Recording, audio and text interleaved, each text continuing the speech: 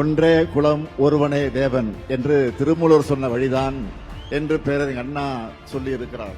அதே போலதான் தலைவர் கலைஞர் அவர்களும் கோயில்கள் கூடாது என்பதல்ல, அவை கொடியவர்களின் கூடாரமாக ஆகிவிடக் கூடாதுன்னு சொல்லி இருக்கிறார். இந்த மாற்றம் தான் நாம் விரும்புகிற சமூக முன்னேற்றம். தமிழ்நாட்டில் வரலாற்றிலே இல்லாத அளவுக்கு நம்ம அரசு பொறுப்பேற்ற 1759 நாட்கள்ல 4335 கோயில்கள்ல திருப்பணிகள் மேற்கொண்டு முடமுழுக்கு நடத்தப்பட்டிருக்கு. இப்போது புதிய அறிமுகம் ஆச்சி ஹோட்டல் சாம்பார் 50 கிராம் ரூபாய் 20 மட்டுமே. உங்களை எல்லாம் ஒரு சேர பார்க்கும்போது மனதில் பெரும் மகிழ்ச்சி பெருக்கெடுக்கிறது.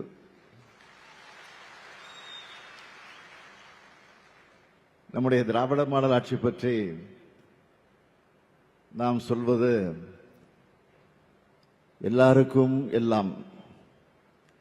அதற்கு எடுத்துக்காட்டுதான் இந்த விழா.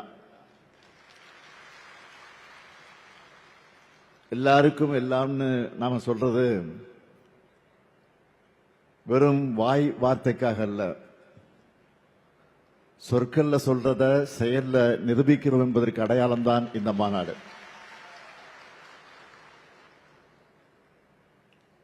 உண்மையான ஆன்மீக அன்பர்களும் இறை பற்றாளர்களும் விரும்பக்கூடிய அரசுதான் திராவிட மாடல் அரசு. இந்த மாநாட்டை பார்க்கும்போது பலருக்கு வியப்பாக இருக்கலாம், ஏன் சிலருக்கு எரிச்சல் கூட வரலாம்.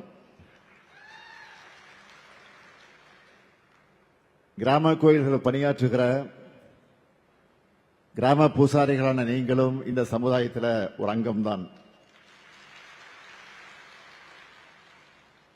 உங்களுடைய வாழ்விலும் விடியல் ஏற்படணும் என்ற எண்ணத்தில் தான் நம்முடைய அரசு தொடர்ந்து செயலாற்றி வருகிறது. இன்னும் சொன்னா, இந்த மண்ணில் வாழுற பெரும்பான்மையான மக்களுடைய உரிமைகளை நிலைநிறுத்தின திராவிட இயக்கத்தோட உணர்வை நம்ம அரசுல தான் நிலைநாட்டி இருக்கிறோம். ஒரு காலத்தில் கோயில் இருக்கிற தெருக்கள்ல கூட பலரால் நுழைய முடியாத நிலைதான் இருந்துச்சு. அதை மாற்றி இன்னைக்கு கோயிலுக்குள்ள எல்லா மக்களும் வரலாம், அனைத்து சாதியினரும் அர்ச்சகராகலாம், அன்னை தமிழில் அர்ச்சனை செய்யலாம்னு மாற்றி இருக்கிறோம். இந்த மாற்றம் தான் நாம் விரும்புகிற சமூக முன்னேற்றம்.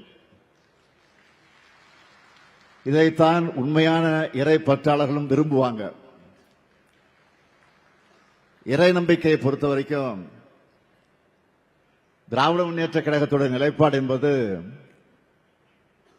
ஒன்றே குலம் ஒருவனே தேவன் என்று திருமூலர் சொன்ன வழிதான் என்று பேரறிஞர் அண்ணா சொல்லி இருக்கிறார். அதே போலதான் தலைவர் கலைஞர் அவர்களும் கோயில்கள் கூடாது என்பதல்ல, அவை கொடியவர்களின் கூடாரமாக ஆகிவிடக் கூடாதுன்னு சொல்லி இருக்கிறார். அந்த வழியில தான் அனைவருக்கு மதிப்பளிக்கும், அனைவரது மாண்பையும் காக்கும், அனைவரது உரிமைகளையும் பாதுகாக்கும் துறையா நம்முடைய அறநிலைத்துறை செயல்பட்டு வருது. இன்னும் சொன்னா, கடந்த ஆட்சி காலத்தில் அறநிலையத்துறை அமைச்சர் யார் என்பது கூட மக்களுக்கு நினைவில் இருக்காது. ஆனால் இப்போ தமிழ்நாட்டில் இருக்கிற யாரை கேட்டாலும் நம்ம சேகர் பாபாவுடைய பேரை பளிச்சுன்னு சொல்லுவாங்க. அந்த அளவுக்கு நாள்தோறும் ஏதாவது ஒரு விழா, ஒரு கோயிலை புதுப்பிக்கிறதுன்னு அவர் செஞ்சுக்கிட்டே இருக்கிறாரு. இன்னும் பெருமையா சொல்லணும்னா, நான் அதிகமா எந்த துறையோட நிகழ்ச்சிகளை கலந்துகிட்டேன்னு யாராவது கேட்டா இந்து சமய அறநிலையத்துறை நிகழ்ச்சியில் தான் உடனே பதில் சொல்லிடலாம். அந்த அளவுக்கு சிறப்பா வேகமா செயல்படுகிறார் நம்ம சேகர் பாபு அவர்கள். அறநிலையத்துறை சார்பில் செய்யப்பட்டிருக்கக்கூடிய சாதனைகளோட சில புள்ளி விவரங்களை இப்போ தலைப்புச் செய்திகளா நான் சொல்ல விரும்புறேன். தமிழ்நாட்டில் வரலாற்றிலே இல்லாத அளவுக்கு நம்ம அரசு பொறுப்பேற்ற 1759 நாட்கள்ல 4335 கோயில்கள்ல திருப்பணிகள் மேற்கொண்டு குடமுழுக்கு நடத்தப்பட்டிருக்கு. அனைத்து சாதி அர்ச்சக திட்டத்தின் கீழே 29 அர்ச்சகர்களை பணி நியமனம் செஞ்சிருக்கிறோம். 12 பெண் ஓதுவார்கள் உட்பட 46 ஓதுவார்களை பணி நியமனம் செஞ்சிருக்கிறோம். தமிழ்நாடு அரசு பணியாளர் தேர்வாணையம் மூலமா இந்த துறையில 813 நபர்களுக்கு பணி நியமன ஆணைகள் வழங்கப்பட்டிருக்கு. நீண்ட ஆண்டுகளாக நிலுவையில் இருந்த 946 அலுவலர்களின் பதவி உயர்வு வழங்கப்பட்டிருக்கு. அர்ச்சகர்கள் மற்றும் பணியாளர்கள் ஓய்வூதியம் 5000 ரூபாயாகவும் அவர்களது குடும்ப ஓய்வூதியம் 2000 500 ரூபாயும் உயர்த்தி 2500 ரூபாயும் உயர்த்தி வழங்கியிருக்கிறோம். 19000 ஒரு கால பூசை திட்ட திருக்கோயில்கள் அர்ச்சகர்களுக்கு மாதந்தோறும் ஊக்கத்தொகையாக 1500 ரூபாயை வழங்கிட்டு வரோம். 221 கோடி ரூபாய் மதிப்பீட்டில் 616 குடியிருப்புகளை கட்டி தந்திருக்கிறோம். பணி காலத்தில் இயற்கை எதிர திருக்கோயில் பணியாளர்கள் குடும்பத்தினருக்கு குடும்ப நல நிதியா 4 லட்சம் ரூபாய் வழங்கப்பட்டிருக்கு. திருக்கோயில் அர்ச்சகர்கள் மற்றும் பணியாளர்களுக்கு ஆண்டுக்கு ஒரு முறை கட்டணமில்லா முழு உடல் பரிசோதனை திட்டமும் செயல்படுத்தப்பட்டிருக்கு. கிராம கோயில் பூசாரிகளுக்கான ஓய்வூதியம் 4000 ரூபாயாக உயர்த்தி வழங்கப்பட்டிருக்கு. கோயில் சொத்துக்களை மீட்கணும் என பெருமுயற்சி எடுத்து அதிலையும் சாதனை படைச்சிருக்கிறோம். 8440 கோடி ரூபாய் மதிப்பிலான 8140 ஏக்கர் நிலங்களை மீட்டிருக்கோம். இப்போ நான் சொன்ன சாதனைகள் எல்லாம் ரொம்ப குறைவுதான். பெரிய சாதனை புத்தகத்தின் சில பக்கங்கள் தான். ஏராளமான சாதனைகள் இருக்கு. எந்த நிகழ்ச்சிக்கு போனாலும் அவங்க உங்களோட கோரிக்கைகளை நிறைவேற்ற அறிவிப்புகளை வெளியிடுவது வழக்கம். அப்படி இருக்கும்போது உங்களுடைய இந்த மாநாட்டுக்கு வந்துட்டு புதிய அறிவிப்புகளை வெளியிடாமல் இருக்க முடியுமா?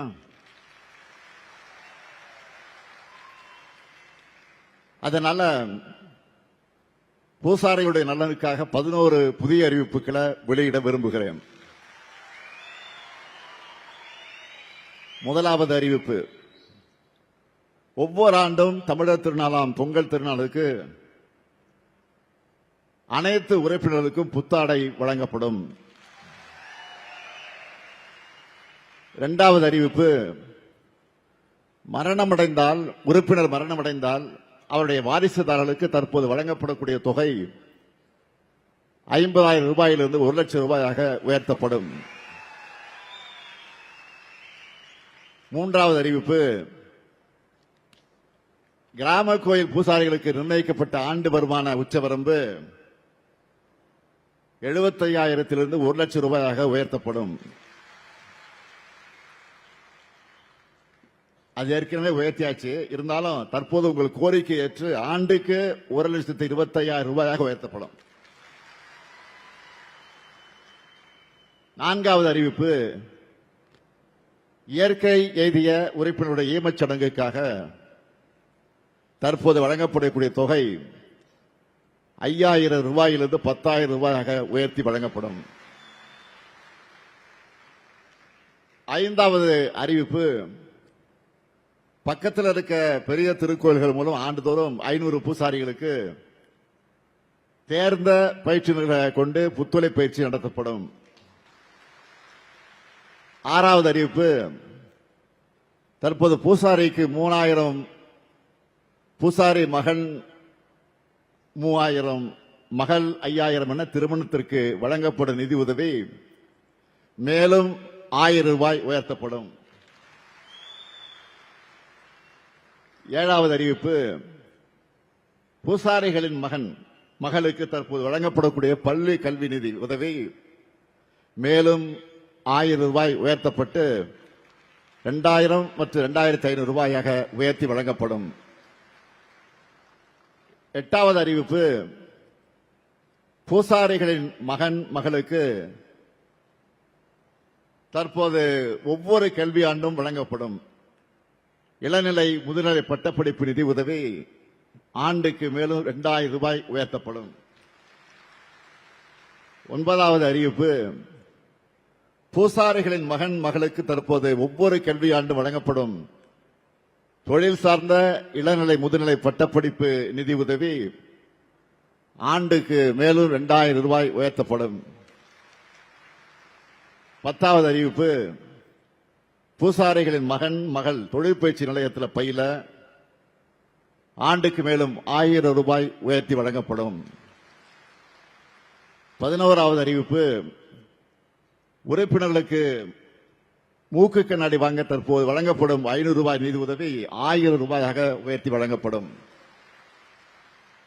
மகிழ்ச்சியா?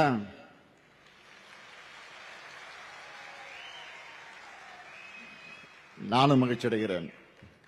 நீங்க மகிழ்ச்சினா நானும் மகிழ்ச்சி. சமரசமும் சமத்துவம் தான் ஆன்மீக பாதையா இருக்க முடியும். நம்மை பொறுத்த வரைக்கும் சமத்துவத்தை போற்றும் அனைவரையும் நாம் போற்றுவோம்.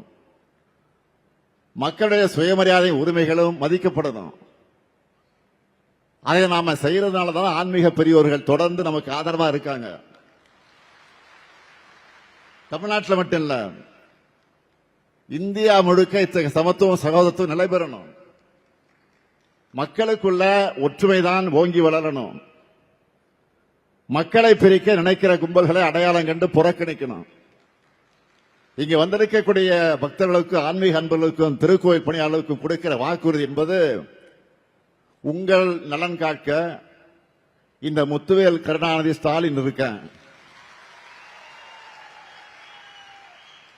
உங்கள் ஆதரவோடு திராவிட மாடல் ஆட்சி தொடரட்டும். தமிழ்நாடு வெல்லட்டும். வெல்வோம் ஒன்றாக. நன்றி, வணக்கம்.